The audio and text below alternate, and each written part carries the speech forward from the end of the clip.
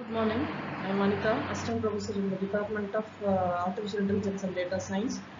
Now I am going to discuss about the topic classifications of association rules mining. Coming to association rule mining is two-step process that involves discovering frequent item set using associative rule mining and then building a classifier based on these item sets. There are some of the associative rules, that is multi-relational association rules, generalized association rules, quantitative association rules, and interval information association rules. The first step involves finding all possible combinations of attributes that frequently occurs together in the dataset. These combinations are the frequent item set. In the second step, building a classifiers using these frequent item sets as features of or attributes. This classifier predicts the class label of instance by matching its attribute values with those present in the frequent item sets. For example, consider a data set containing customers transaction at a grocery store. Suppose we want to build a classifier to predict whether customers will buy milk based on their purchase history.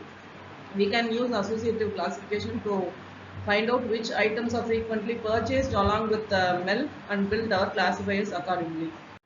Next types of associative classification in data mining is a priori algorithm and then FP growth algorithm, Eclat algorithm, and classification based on association rule, that is mentioned as CBA. Next is the a priori algorithm is the most commonly used algorithm for association rules mining. It's identifying frequent item sets and then generating rules based on those items. And these algorithms use two parameters. One is support and confidence. The FP growth algorithm is another popular approach for associative classifications. It works by constructing a tree-like structure called a FP tree for the input data sets, where each node represents an items or attribute values. Once constructed, it identifies frequent patterns using conditional pattern basis roots or each nodes. Elcott algorithm is for equivalence class clustering and transformations, which group similar items in equivalence classes based on their occurrence frequency across transactions before computing association among them using a depth-first search transversal algorithm. Next, coming to classification based on association rules is an extension of a priori algorithm that generate classification rules. Instead of associative rules, it works by first generating frequent item sets and then using them to construct decision tree or rule sets.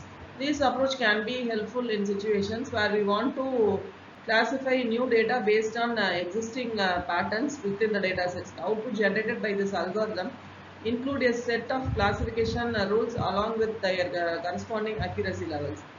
Associative classification in data science is one of the most powerful tools for classifying and testing various data. Then how does associative classification works? This is the data set, and then step 1 is training data set, that is pre-processing. In step 1, pre-processing, before applying AC to any data sets, it needs to pre-process first, and then includes removing irrelevant attributes or instance from the data sets and handling missing values if any. Next, coming to step 2, that is association rule mining, where frequent item sets are identified using measure like support count and minimum support threshold values. These item sets are then used as input for building an initial set of candidates rules using metrics like confidence level or lift ratio score depending upon user requirements. Next, in step 3, it makes decision tree inductions. They are built a decision tree. The tree is constructed by recursively splitting the datasets into smaller subsets based on attribute values until an instance belongs to one class or another. Next, coming to rule pruning, that is generate rules, that is rule pruning, and that is step 4, and rank and prune. Reduced error pruning or cost complexity pruning can be applied to remove unnecessary rules and improve model accuracy. Next, coming to step 5, that is classification.